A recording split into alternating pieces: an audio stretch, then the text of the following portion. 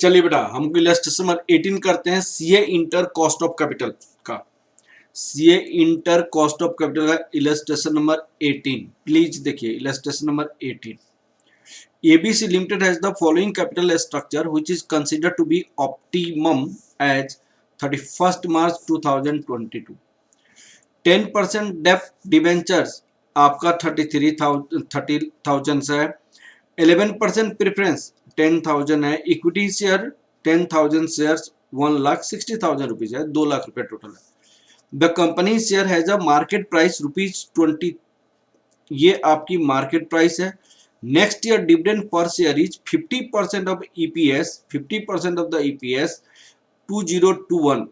इसका मतलब क्या है कि आपका 2021 ये है, तो इसका 50% आपका क्या हो जाएगा, 1.18 आपका एक्सपेक्टेड डिविडेंड हो जाएगा, एक्सपेक्टेड नेक्स्ट ईयर का डिविडेंड हो जाएगा। ठीक है, और मार्केट प्राइस ये है, तो इससे हम क्या निकाल सकते हैं, कॉस्ट ऑफ इक्विटी निकाल सकते हैं, D1 P0। और क्या ग्रोथ रेट के बारे में क्या दिया हुआ है, following the uniform trend of EPS for the preceding 10 years which is expected to be continue in the future. इसका मतलब एक ही तरीका से आपकी ग्रोथ होगा, आपको 10 साल का एक ही रेशियो में। तो ग्रोथ आपका क्या होगा, यहाँ पे एक निकालना पड़ेगा calculation of growth, calculation of growth निकालना पड़ेगा। तो यहाँ पे EPS of 2013 minus EPS of 2012 divided by EPS of 2012 into 100 that equal to 1.10 minus 1 divided by 1 into this that equal to 10% आपका EPS आ जाएगा, ग्रोथ रेट आ जाएगा यहाँ पे 10%। तो यहाँ आपको ग्रोथ और वो डिविडेंड निकाल कर हम निकाल सकते हैं। ठीक है, चलिए हम आगे चलते हैं। The company issue the new debenture 16% rate of interest and the current market price is 96। इसका मतलब 16% आपका कूपन रेट है, तो आपका इंटरेस्ट कितना हो जाएगा, 16% ऑफ 100 दैट इक्वल टू ₹16 हो जाएगा। और मार्केट प्राइस ये है, इसके बेस पे कॉस्ट ऑफ डेप्ट निकाल सकता है। Preference is ₹9.20 with annual dividend ये है, और वेयर 50% टैक्स रेट है। अब आपसे क्वेश्चन क्या पूछा गया है, कॉस्ट ऑफ न्यू डेप्ट आपको निकालनी है, cost of new preference share निकालनी है, cost of new equity assuming the new equity from the return earning.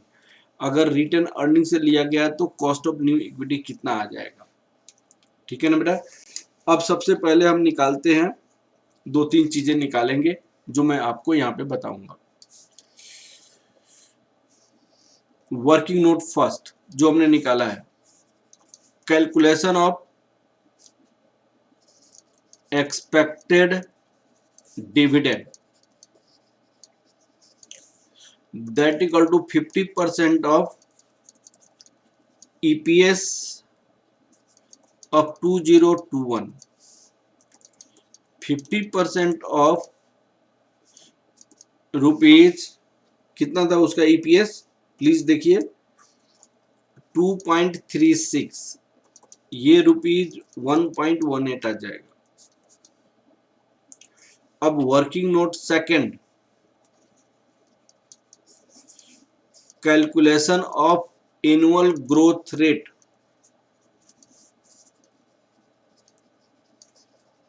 Growth rate तो G equal to uniform growth है, स्टार्टिंग का जो ग्रोथ है वही मेंटेन किया हुआ है। तो EPS of 2013 minus EPS of 2012 whole divided by EPS of 2012 into 100। तो यहाँ का EPS 1.10 ₹1 into 100 that equal to 10% आपकी ग्रोथ रेट हो जाएगी। अब आपका वर्किंग नोट 3 ये हो गया। अब वर्किंग नोट बनाने की जरूरत नहीं है। अब क्या लिखे, फर्स्ट पार्ट का आंसर, क्या क्या चीजें आपको चाहिए, calculation of cost of equity, cost of equity, cost of equity का जो फॉर्मूला होता है D1 P0 प्लस जी। यहाँ पे D1 हमने निकाला है, जी भी निकाला है, P0 आपको क्वेश्चन में ऑलरेडी दिया हुआ है 23.60। तो आपका यहाँ पे ₹1.18 डिवाइडेड बाई 23.60 प्लस 0.10, 0.05, 1.18। यहाँ पे 1.18 divide 23, 0.05 plus 0.10 that equal to 0.15 that equal to 15%। ये आपका आंसर हो जाएगा बेटा 15%। ये 15% आपका आंसर हो गया बेटा। ये कॉस्ट ऑफ इक्विटी हमने निकाल लिया बेटा, calculation of cost of equity, हमने कॉस्ट ऑफ इक्विटी निकाल लिया। अब कॉस्ट ऑफ डेब्ट, कॉस्ट ऑफ डेब्ट, डेब्ट का फॉर्मूला क्या होता है? Interest net proceed 1 minus tax rate into 100। तो यहाँ पे इंटरेस्ट कितना आ जाएगा? 16% कूपन रेट है ₹100 का, ये ₹16 आ जाएगा। नेट प्रोसीड आपको ₹96 है, क्वेश्चन में दिया हुआ है 96, क्वेश्चन में दिया हुआ है net proceed that equal to market price पर डेप्ट, मार्केट प्राइस ऑफ डेप्ट, ये 96 हो जाएगा। टैक्स रेट आपको कितना दिया हुआ है? 50% दिया हुआ है। तो यहाँ ₹16 डिवाइडेड बाई 96, 1 माइनस 0.50 इंटू 100, ये आपको कितना हो जाएगा? 8.33%। अब calculation of preference, calculation of preference, cost of preference, cost of preference है। तो पहले पार्ट का आंसर हमने निकाल लिया, तीनों चीजें निकालने के लिए पूछी गई थी। KP equal to preference dividend rate,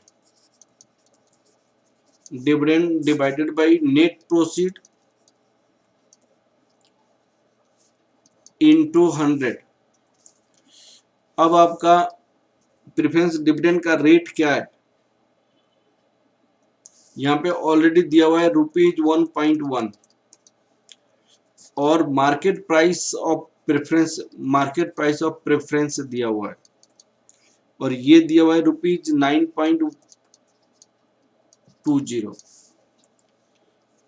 ₹9.20 into 100। अब आपका कितना हो जाएगा? ये 11.956% हो जाएगा, 11.956%,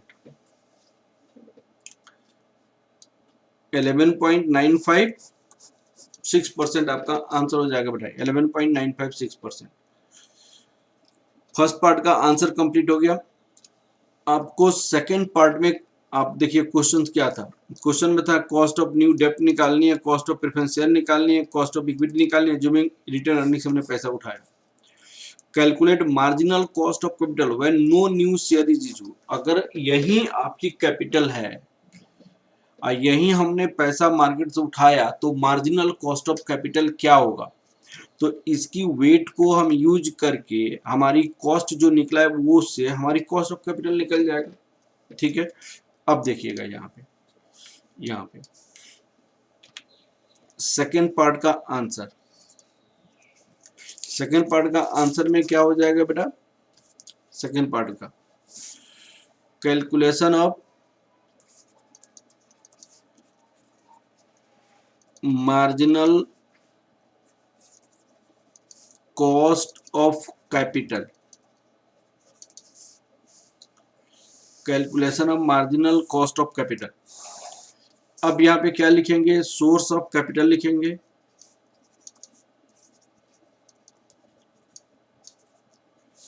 सोर्स ऑफ कैपिटल के बाद हम क्या लिखते हैं, अमाउंट लिखते हैं, फिर इसका क्या लिखते हैं हम, वेट लिखते हैं, फिर इसका क्या लिखते हैं, कॉस्ट लिखते हैं, फिर इसका क्या लिखते हैं, वेटेड कॉस्ट लिखते हैं। तो यहाँ पे आपके पास आ गया डेब्ट, यहाँ पे आ गया प्रेफरेंस, यहाँ पे आ गया इक्विटी शेयर। डेब्ट प्रेफरेंस इक्विटी 30,000, 10,000 और 1,60,000, ये टोटल हो गया 2 लाख।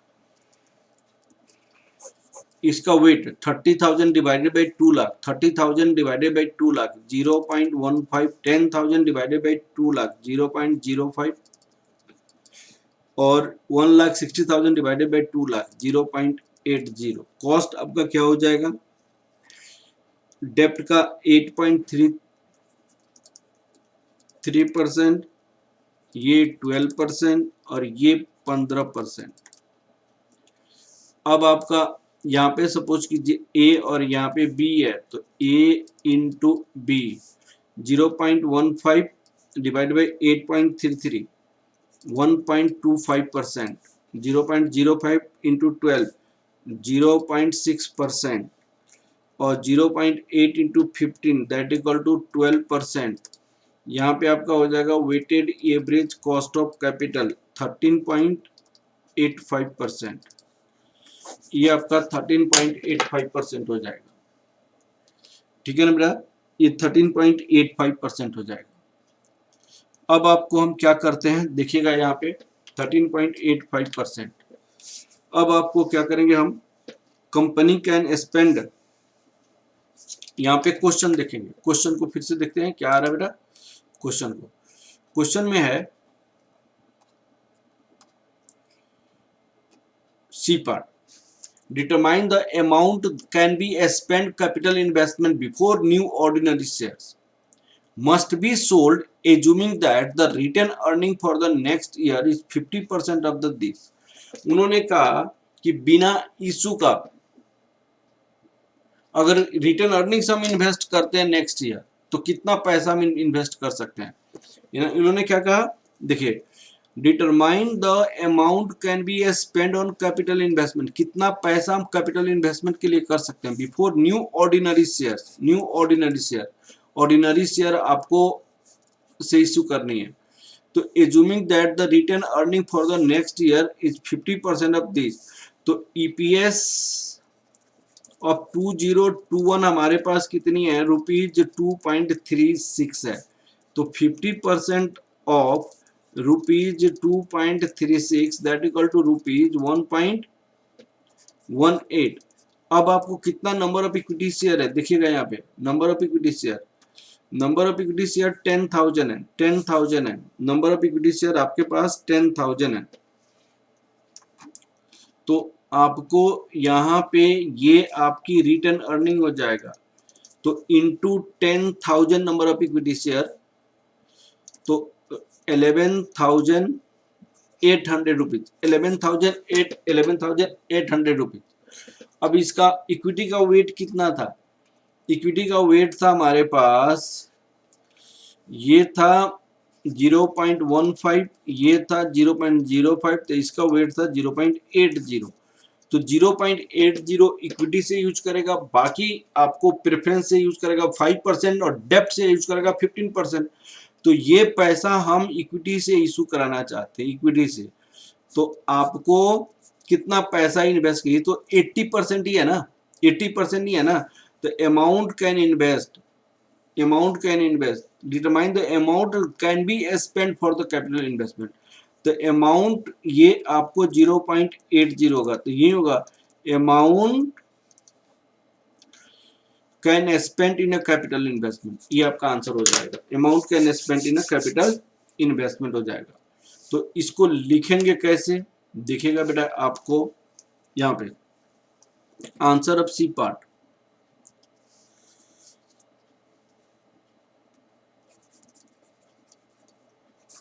सी पार्ट का आंसर देखिए, सी पार्ट का आंसर आपका company wants to invest in capital without raising additional share, that is company wants to invest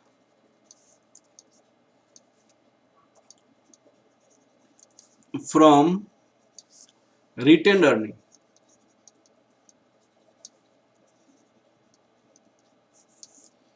retained earning of next year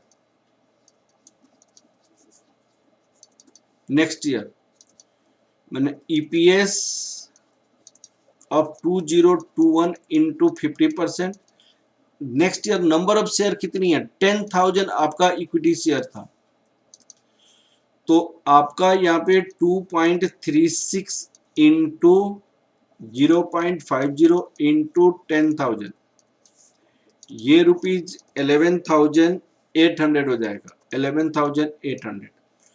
अब लेकिन यहाँ पे देखना ये है कि इसका ये इक्विटी शेयर है, जबकि इक्विटी शेयर का प्रोपोर्शन कितनी है, 80% है। तो 80% प्रोपोर्शन है कि इनका वेट कितना था, 80% था ना बेटा इनका वेट, तो 80%। तो यहाँ पे क्या लिख देंगे, हाँ जी, ordinary equity share,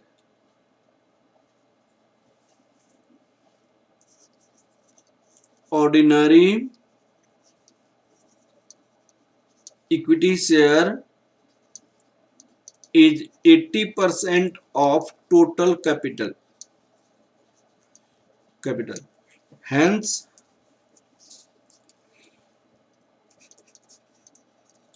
total capital should be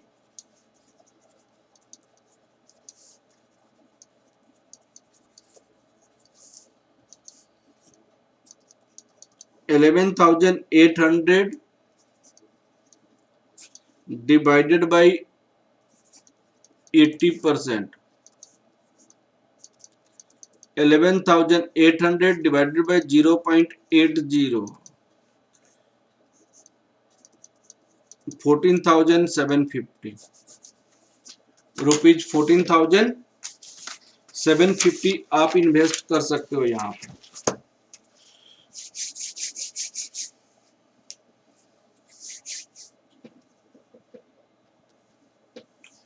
अब आपको नेक्स्ट क्वेश्चन देखते हैं भाई, 14,750। अब डी पार्ट में कंप्यूट, डी पार्ट का क्वेश्चन क्या है, डी पार्ट का प्लीज देखिए, compute marginal cost of capital, यहाँ पे मार्जिनल कॉस्ट ऑफ कैपिटल निकालनी है। When the funds exceed the amount calculated in C, funds exceed the amount calculated in C, जो आपकी सी पार्ट में अमाउंट कैलकुलेट किया गया था, कितना कैलकुलेट किया, 14,750। एज्यूमिंग न्यू इक्विटी शेयर, मैंने मान लो assuming new equity share is issue 20, marginal cost of capital निकालनी है न्यू इक्विटी शेयर। तो इसमें आपको तीन टाइप की कैपिटल है, डेप्ट पे है, प्रेफरेंस है और इक्विटी है। डेप्ट का वेट हमारे पास कितना था, 0.15, प्रेफरेंस का वेट कितना था, 0.05, इनका वेट कितना था, 0.08, सॉरी 80 था। अब इनकी कॉस्ट तो हमें मालूम है, इनकी कॉस्ट तो मालूम है, लेकिन यहाँ पे इक्विटी वाला जो है कॉस्ट चेंज हो जाएगा, क्योंकि ये ₹20 के रेट से सेल किया जा रहा है। इसका मार्जिनल कॉस्ट ऑफ कैपिटल क्या हो जाएगा, cost of dept, weight of dept. Cost of डेप्ट आपका पुराना ही हो जाएगा, ठीक है, cost of dept, weight of dept, cost of preference, weight of preference, cost of equity, weight of equity. तो सिर्फ कॉस्ट ऑफ इक्विटी निकालनी पड़ेगी। तो कॉस्ट ऑफ इक्विटी क्या होता है, D1 P0 प्लस G। तो D1 हमारे पास कितनी 1.18, मार्केट प्राइस सिर्फ चेंज हुआ है 20, ग्रोथ रेट आपका 0.10, तो ये 15.90% हो जाएगा। कॉस्ट ऑफ डेप्ट आपका पुराना ही हो जाएगा, ठीक है ना। चलते हैं बनाने, चलते हैं बेटा। Answer of D.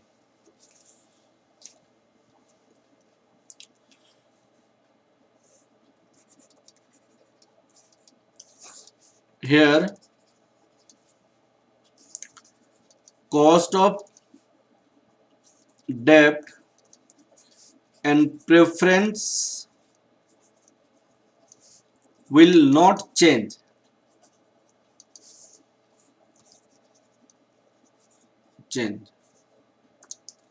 Cost of equity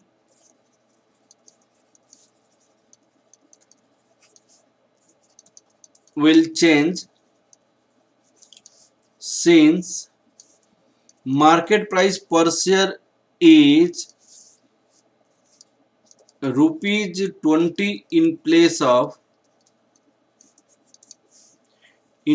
of पहले क्या था भाई 23.60।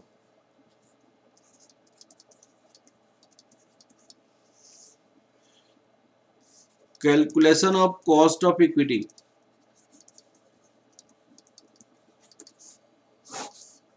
Cost of equity equal to D1 P0 plus G। D1 आपका 1.18 होगा, ये ₹20 होगा, ग्रोथ रेट 0.10 होगा। तो 0.059 plus 0.10 0.159 that equal to 15.9%। Weights remain same क्योंकि सेम वेट्स में इनको इन्वेस्ट करनी है। Weights of capital remain same, weights of capital remain same क्योंकि सेम रेशियो में इनको इन्वेस्ट करनी है। Weights of capital remain same. अब आपका weighted average cost of capital क्या निकलेगा, cost of dept weight of dept, cost of preference weight of preference, cost of equity weight of equity. तो आपका यहाँ पे 8.33 इंटू 0.15, 12% 0.05 प्लस 15.90% इंटू 0.80, तो 1.25% plus 0.60% plus 12.72%। तो मार्जिनल कॉस्ट ऑफ कैपिटल आपका कितना हो जाएगा 14.57%। This is the marginal cost of capital, marginal cost of capital, this is your marginal cost of capital. ठीक है ना बेटा। तो इस तरह ये क्वेश्चन हमने कंप्लीट किया बेटा। ओके बेटा, ओके, थैंक यू बेटा, थैंक यू क्लास बेटा।